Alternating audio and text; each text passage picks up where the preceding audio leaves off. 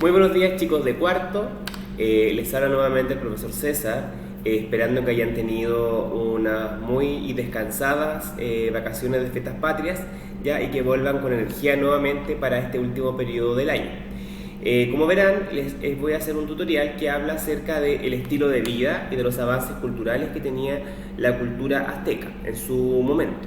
¿Ya? Entonces, vamos a empezar hablando en primer lugar que esta cultura, que obviamente fue mucho más avanzada que la cultura maya que vimos anteriormente como cultura mesoamericana, era una cultura que era muy austera, o sea, muy sencilla, muy tranquila, en tiempos en los cuales no estaban en guerra, y habían normas de convivencia sumamente rígidas, ¿ya?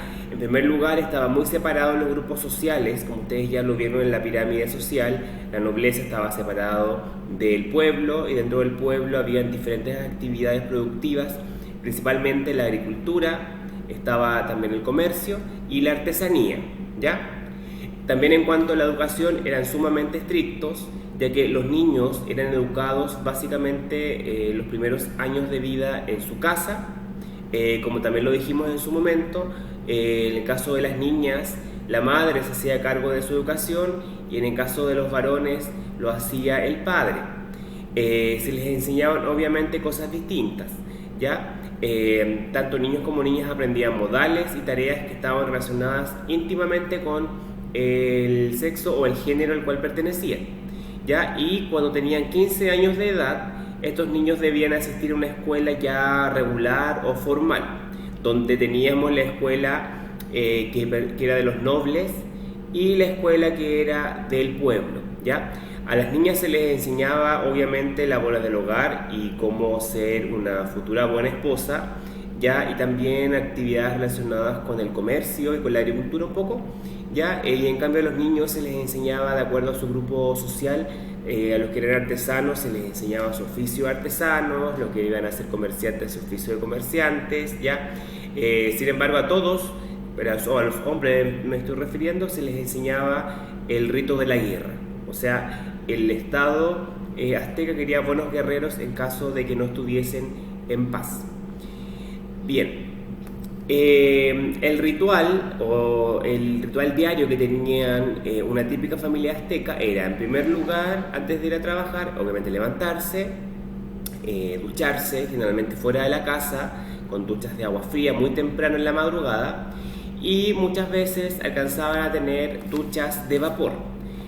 Para ellos tenían un ritual relacionado con sus creencias religiosas, en el cual ellos, al lado de su casa, independiente de que fuera una choza de un campesino, tenían baños de vapor adosados, porque ellos pensaban que el vapor purificaba, y estaban en mayor contacto así con sus dioses, y iban a tener un mejor día y mejores ganancias y un mejor trabajo. Luego que salían de sus casas, obviamente a trabajar, dependiendo a lo que se dedicaran. Los campesinos iban a las chinampas a trabajar, los artesanos se iban a la parte central de la ciudad, o en sus mismas casas empezaban a trabajar en las diferentes artesanías que construían, y los comerciantes se iban alrededor de las chinampas en canoas, distribuyendo y vendiendo sus diferentes productos, ¿ya? Básicamente esta gente desayunaba durante el día o durante la mañana mientras trabajaba, porque el trabajo era muy importante para ellos. Ven, como vemos acá, mientras los campesinos están trabajando ahí en las chinampas, que se ven muy levemente, estaban los comerciantes en sus canoas, que era el medio de transporte más utilizado por ellos. Ellos iban ahí haciendo los intercambios de productos. Recuerden que ellos utilizaban trueque principalmente, cambiaban productos y también hacían ventas de acuerdo a diferentes sistemas, quizás no monetarios, pero sí tenían algunos metales que eran valiosos, y los intercambiaban por productos. Ya, una vez que se acababa este trabajo, ellos regresaban a sus hogares. Ellos tenían viviendas sencillas, por lo menos el pueblo, ya tenían camas que estaban adosadas a los muros. En el fondo, más que camas, eran especies de hamacas o especies de colchones muy rudimentarios que los sacaban de la muralla para dormir. y tenían, como dije, el ritual del baño de vapor, que lo hacían en las tardes, si es que no lo habían hecho durante la mañana, para poder conectarse con sus deidades o con sus dioses, y también les servía obviamente para relajarse. ¿Ya? Ahora, en cuanto a avances tecnológicos o avances culturales, mejor dicho, esta cultura, al igual que como los tenía en la cultura mesoamericana maya, hicieron una serie de avances, ¿ya? En cuanto a diferentes aspectos o en cuanto a diferentes ciencias. En primer lugar vamos a hablar de la arquitectura. Obviamente, esta cultura, por el solo hecho de tener un sistema tan elaborado como las chinampas, que son estas islas flotantes que ustedes pueden ver acá, y el solo hecho de haber construido una ciudad sobre un lago, tenían un sistema arquitectónico sumamente avanzado, ¿ya? Porque tienen que pensar que ellos construyeron sobre un lago y eran capaces de no hundirse y de mantener a flote estas chinampas, y además de eso, estas chinampas, que eran estas islas flotantes, ellas podían cultivar. Bien, entonces ellos se encargaron de que la ciudad capital, que era Tenochtitlán, estuviera muy bien provista, primero que nada por agua. Por lo tanto, habían acueductos, ya acueductos que son caminos de agua que conducen agua que se pueda beber desde la orilla del lago hasta los diferentes chinampas para poder regar estos productos, y también hacia los hogares para poder consumir esa agua, ya que se trasladaba a través de los acueductos. Tienen que imaginarse que el acueducto es un tubo conectado a la orilla y por el cual se transportaba el agua que podía ser bebible. Ya, eso es un acueducto. También tenían diques, que eran especies de pozos donde había agua dulce, que obviamente la iban juntando y acumulando para sus diferentes necesidades. ¿Ya?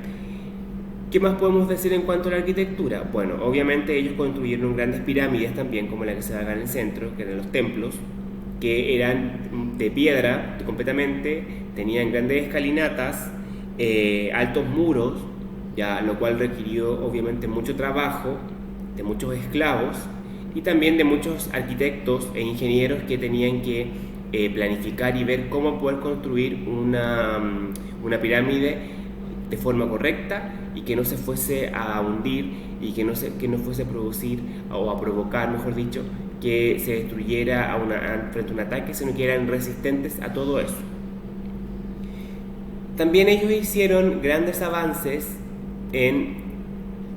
bueno, acá podemos ver cómo son las pirámides, se dan cuenta, ven, son todas arriba planas, igual como los mayas, de piedra, escalinatas, muchos metros de altura, y los encargados de hacer esto fueron los esclavos, que eran las personas que capturaban de las tribus vecinas. Pero obviamente los ingenieros y arquitectos son los que planeaban todo esto. Ya, como estaba diciendo, ellos también hicieron grandes avances en otras ciencias como la matemática. Al igual que otros pueblos mesoamericanos, ellos tenían un sistema vigesimal. Vigesimal quiere decir que ellos contaban de 20 en 20, pero a diferencia de los mayas, ellos no conocieron el cero, ¿ya? Entonces tenían números mucho más limitados y no tan amplios, un sistema numérico tan amplio como lo tenían los mayas. Aquí vemos algunos jeroglifos de sus números, ¿ven? Básicamente son símbolos y cada uno de esos símbolos tiene un significado numérico. ¿Ya? Y con eso ellos podían ir contando principalmente el tema de la cantidad de cosechas o de sacos que iban cosechando de diferentes productos o las ganancias que iban obteniendo. ¿Ya? Era un sistema complejo, cálculos, generalmente de abacos, y contaban, como dije, de 20 en 20. Astronomía, o sea, observación del espacio. Ellos, al igual que los mayas, tenían dos calendarios. Ya, tenían un calendario de 365 días, como el nuestro, pero en el caso de ellos estaba dividido en 18 meses y lo utilizaban para las actividades agrícolas, o sea, para saber cuándo sembrar, cuándo cultivar, cuándo cosechar, etc. Y tenían otro calendario sagrado, que tenía relación con los dioses, que era de 260 días y que estaba dividido en 20 meses y que era utilizado solamente para las festividades religiosas, o sea, saber cuándo había que celebrar un determinado dios, cuándo había que hacer un ritual, obviamente sangriento, como lo hacían ellos, ¿ya? Y como pueden ver acá al lado, estos son los calendarios. Piedra, que tenían jeroglifos, y cada jeroglifo tenía algún significado, ¿ya? Acá vemos su sistema de escritura, que su sistema de escritura estaba basado, como ya dije anteriormente, en jeroglifos, o sea, figuras, puros dibujitos. Y esos dibujitos tenían un significado. Entonces ellos escribían en piedra o en papel, con diferentes tintas que obtenían a través de las mismas plantas. Iban haciendo estos dibujos y ellos sabían leer e interpretar estos dibujos, ¿ya? Principalmente esto lo hacía la gente de la nobleza, que era a quienes se les enseñaba mucho más que solamente leer y escribir. También tenemos acá en cuanto al arte. Bueno, esta cultura le dio mucha importancia al arte. Tenemos que pensar que el hecho de hacer una pirámide con escalinatas y plana y con la altura que tenía era ya una representación o una muestra de arte. Ellos también hicieron muchas esculturas como las que pueden ver acá, muchas pinturas, muchos tallados en piedra y en madera, todo relacionado básicamente con sus deidades, o sea, con sus dioses y con festividades. Pero también para ellos era muy importante el vestuario, ¿ya? Y para eso ellos trabajaron mucho el arte de plumas. Se dan cuenta que esto es un tocado que se utilizaba para una fiesta religiosa, donde hay plumas de diferentes tipos de aves, de diferentes colores, ¿ya? Y estos tocados eran utilizados en las festividades religiosas o eran utilizados por la nobleza. Los artesanos se hacían cargo de confeccionar estos tocados y luego los vendían en el comercio. Recuerden que las actividades productivas más importantes de la cultura azteca eran obviamente la agricultura y las chinampas. También estaban las artesanías, que es lo que les estoy mostrando, las esculturas, las pinturas y este arte plumífero de los tocados básicamente y de la ropa, y el comercio, que lo realizaban en las canoas, que eran el principal medio de transporte. Ya, en base a este arte, ya ellos también hacían una separación en cuanto a la forma de vestir que tenían los diferentes grupos sociales. Vemos acá que el tlatoani, que es la autoridad máxima de este imperio, obviamente tiene colores más vistosos, un tocado con mucha pluma muy grande, imagínense que esto debe ser muy pesado para tenerlo en la cabeza, ¿ya? Muchas incrustaciones de oro en sus sandalias, en sus joyas que tiene acá, ¿ya? Acá también en su bastón, mucho uso de pluma y de color. Ya, esto era la forma más tradicional de un tlatoani que se podía diferenciar a simple vista. La gente de la nobleza se vestía también muy parecido a él. Tenemos los guerreros, que obviamente los guerreros tenían que tener una vestimenta que le permitiera moverse con facilidad y poder atacar a su enemigo. Ya como ven acá, sandalias también, pero ellos no tienen tanto tocado de plumas. Tienen obviamente esto que recubre su cuerpo, que debe ser con un material de cuero resistente en caso de un ataque, collares, ¿ya? Los sacerdotes también tenían una forma particular de vestirse. Se dan cuenta, acá tenemos a esta persona con su bastón o su báculo, sus sandalias, su capa característica. Y bajamos luego a la gente del pueblo o los campesinos, que tenían una forma más simple de vestirse, con túnicas de diferentes colores, generalmente blancas, porque eran más baratas, con mucha franja, uso de sandalias también, ¿ya? Y tenían atrás una especie de mochila o de bolso confeccionado con telas para poder transportar tanto las mujeres a los bebés, y en el caso de los varones, si se dedicaban a la artesanía o se dedicaban a la agricultura, poder transportar sus productos, ¿ya? Bien, chicos, espero que hayan entendido bien. Y este video tienen que verlo antes de la clase de historia para poder trabajar en la actividad. Así que nos vemos. Hasta pronto.